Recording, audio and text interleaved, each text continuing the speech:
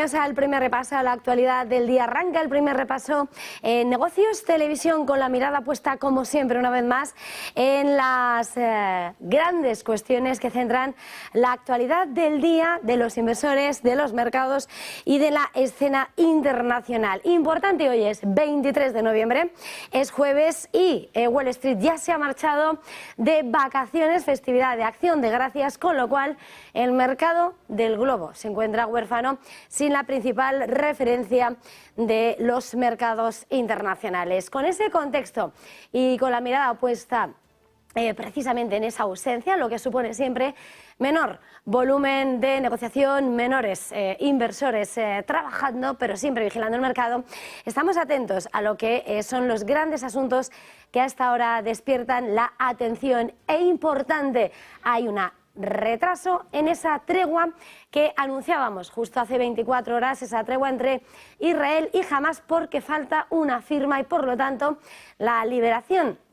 de los rehenes, ese intercambio de prisioneros, no va a empezar hasta este viernes, según ha adelantado el gobierno israelí. Importante, por tanto, mientras estamos esperando que comience esa visita oficial en la que vamos a ver al presidente del gobierno de España, Pedro Sánchez, llegando en esa visita en la que además va a suponer la presentación de quien va a relevar a España en la presidencia de turno en la Unión Europea. Todo esto, por supuesto, mientras las tensiones siguen en Asia y cuando Corea del Norte, Pyongyang, ha descartado un acuerdo militar con el sur, prometiendo además desplegar nuevas armas en la frontera. Y, por supuesto, seguimos vigilando lo que está siendo esa historia en torno a lo que ha sido el gran culebrón que sigue el mercado tecnológico y de la inteligencia artificial, una vez que el viernes pasado fue derrocado de repente el cofundador de OpenAI, Sam Altman, que era fichado por Microsoft apenas horas después y que vuelve a las filas de OpenAI. Pues bien, ahora, cuando todavía se sigue especulando qué fue lo que le llevó a la compañía a destituir a ese gran empresario, a ese representante de la inteligencia artificial, lo que informa Reuters es que habría habido una carta, una misiva de investigadores de la propia OpenAI advirtiendo de un avance en la inteligencia artificial que podría suponer una amenaza para la humanidad. Muchos asuntos son los que escriben la crónica de esta mañana, pero por supuesto lo más importante nos hace mirar a esta hora en la que por supuesto la geopolítica, la geoeconomía dicta la atención del globo. La mirada está puesta en Oriente Medio. Como les contamos, la liberación de los rehenes, que tendría que tener lugar ya desde esta madrugada del jueves, se ha retrasado hasta este viernes bajo una tregua temporal que tenía que entrar en vigor, pero que no ha entrado y que se retrasa, según ha informado el asesor de seguridad nacional israelí, porque, según ha informado la radio pública israelí, falta la firma del acuerdo por parte del movimiento de resistencia islamista, los terroristas de Hamás, y también de los mediadores de Qatar. A falta de esa firma, Israel no se fía, se retrasa esa tregua, lo que de alguna manera puede permitir que asistamos a una nueva jornada de bombardeos. Pese a ese retraso, Israel se muestra optimista de que el acuerdo se va a implementar en cuanto se firme. Recordemos que Israel y Hamás acordaban en la madrugada del miércoles ese alto el fuego en Gaza durante al menos 4 días para permitir la entrada de ayuda humanitaria y la liberación de al menos 50 rehenes retenidos por los terroristas en el enclave palestino, a cambio de al menos 150 palestinos encarcelados en Israel.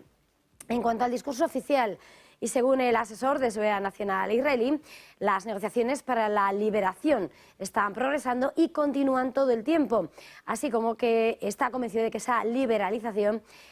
se realizará según el acuerdo original entre las partes, pero no antes del viernes. En la rueda de prensa oficial, el primer ministro israelí Benjamín Netanyahu, sin embargo, no hizo mención a ese retraso en la implementación del acuerdo. Y, por supuesto, con la mirada puesta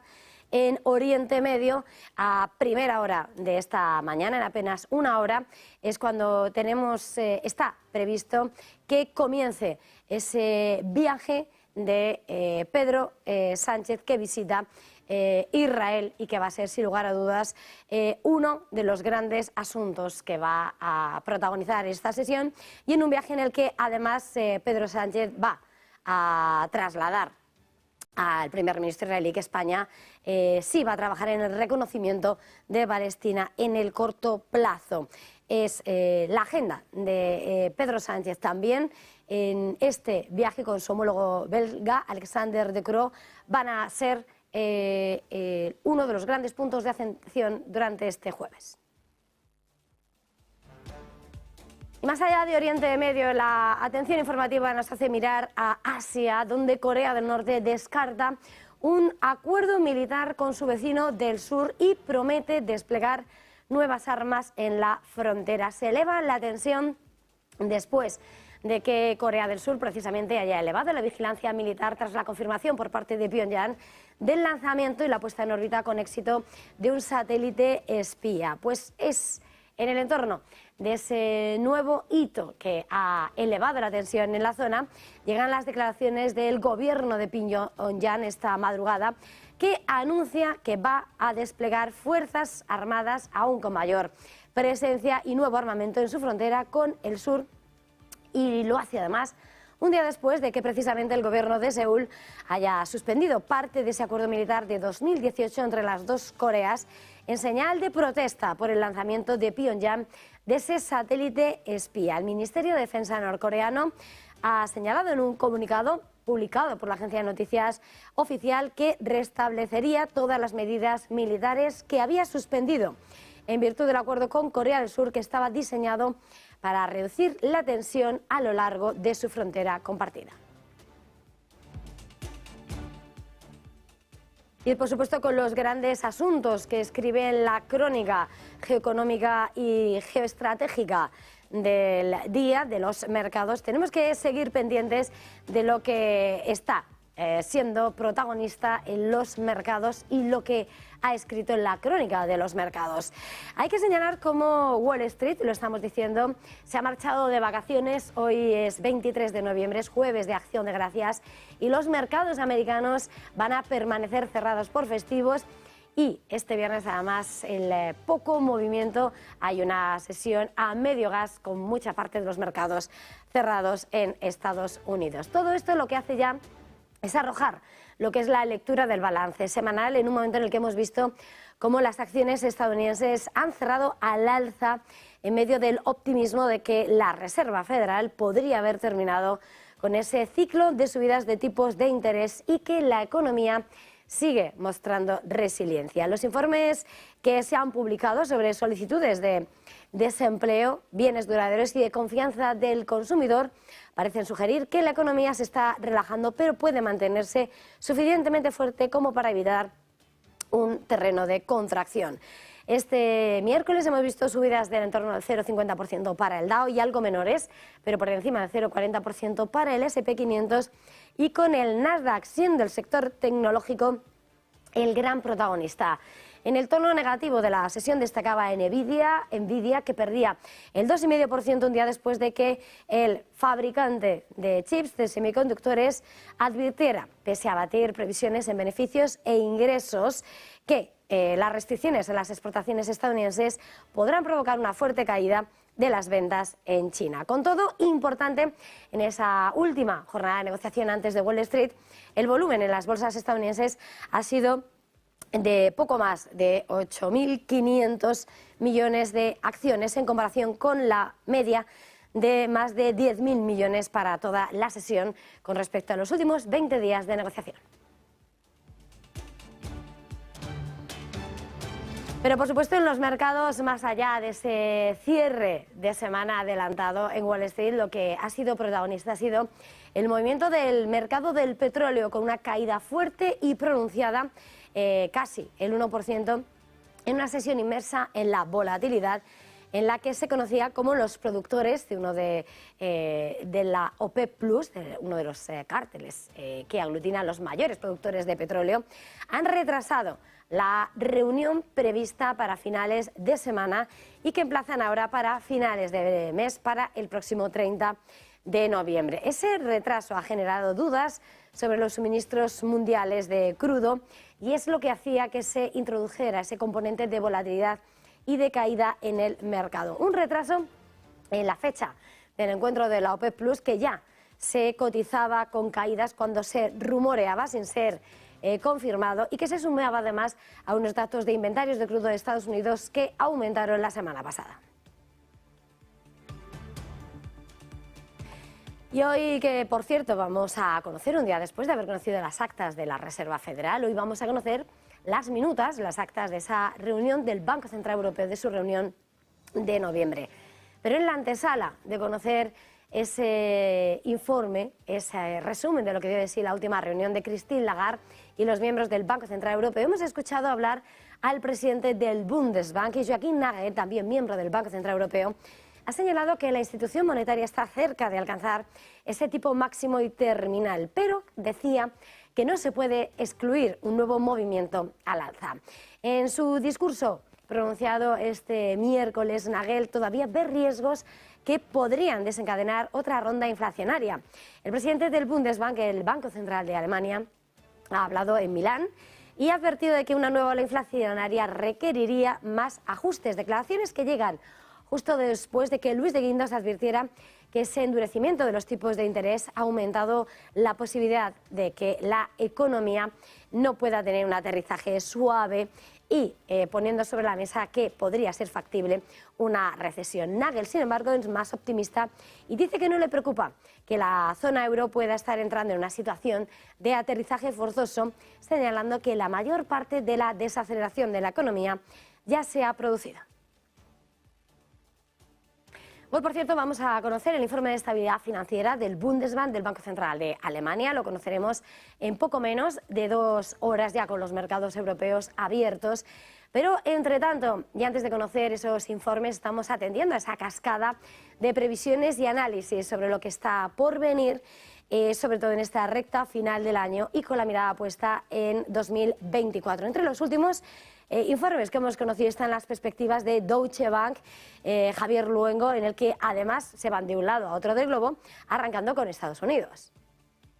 Estados Unidos, Europa, China, Japón y sobre mercados emergentes con el foco puesto en este gigante asiático. Sobre Estados Unidos es donde empieza el análisis de la entidad germana y aquí habla de que a corto plazo los crecimientos económicos se van a mantener estables con una cierta ralentización, que es la palabra que utilizan para hablar de Washington, ralentización económica que se va a hacer más palpable a lo largo de 2024, cuando esperan que el PIB apenas crezca en el entorno del 0,8% y esto con una Reserva Federal que en el caso de los americanos podría tener que empezar a reducir los tipos de interés ya mismo, más cerca que tarde, más pronto que tarde, concretamente en abril, y a partir de entonces vendrían ciclos de ajuste monetario de 25 puntos básicos hacia abajo a lo largo del año que viene. Europa es una región en la que más o menos veremos lo mismo. Eso sí, el ciclo de flexibilización monetaria llegaría a partir del segundo semestre de 2024. Para Europa, si para Estados Unidos hablan de ralentización, para nosotros lo que utilizan es la palabra paralización económica y debilidad del sistema. Insisten en este caso desde Deutsche Bank que la situación de mercado va a ser moderada, pero el aumento de la renta real podría tratar de mantener el tipo sobre la economía. Problema en la construcción, en la industria, que se ralentizan. China, por emergentes, también es un foco de preocupación para los de Deutsche Bank. En este caso, hablan de una crisis del sector inmobiliario que se puede llevar todo por delante, pero insisten en que el apoyo monetario, el apoyo fiscal, las reducciones, sobre todo del ahorro, pueden favorecer al consumo interno, uno de los principales lastres de la actividad económica china en los últimos tiempos. Aquí el crecimiento del PIB será del 4,7%, por lo tanto estará por debajo de ese objetivo del 5% que se marca el gobierno de Xi Jinping para decir más o menos que la economía va a todo tren. Japón. Y por cerrar el análisis por regiones que utiliza Deutsche Bank, sí que insisten que aquí la economía debería evitar la recesión, va a haber flexibilización en la política ultralaxa de tipos de interés y por lo tanto lo que van a utilizar es subidas de tipos para tratar de contraer la economía. Pero eso sí, en este caso crecimiento de 2024 para Japón será del entorno del punto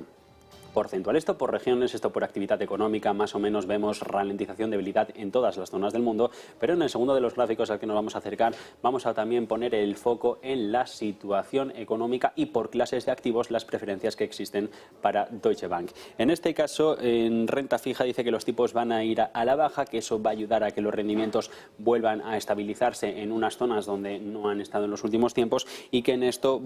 pues, se fomentará la supresión de la inversión de la curva. Dicen que la renta fija es un activo muy interesante, cuando en renta variable hablan de un S&P 500 que 2024 podría terminarlo sobre los 4.700 puntos, un stock 600 que aquí en Europa estaría en el entorno de los 465 enteros y mientras tanto el mercado respaldando por fundamentales a Japón. Materia prima, riesgos para el Brent lo colocan en los $88 por encima de la cota que lo tienen hoy,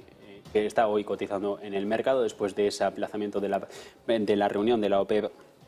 el 30 de noviembre. El oro, beneficios por varios factores a medida que los bancos centrales siguen acelerando las compras en este año que se ha calificado por el Consejo Mundial del Oro como colosal para las adquisiciones por parte de los supervisores de este metal precioso, y China mirando hacia el cobre tratando de mantener la demanda con la incertidumbre todavía de América Latina. Por lo tanto, el ojo en materias primas lo ponen en Brent, oro y cobre, los de Deutsche Bank. Por último, divisas, euro-dólar lo fijan sobre la zona del 1,10, la que ha llegado casi intradía a tocarla en los últimos instantes. El yen en los 146 con respecto a dólar, libra 1,27 y para el yuan pendientes de las salidas de capital de China, un mercado donde el 75% del capital que se había invertido en el último año ha desaparecido en apenas 3 meses.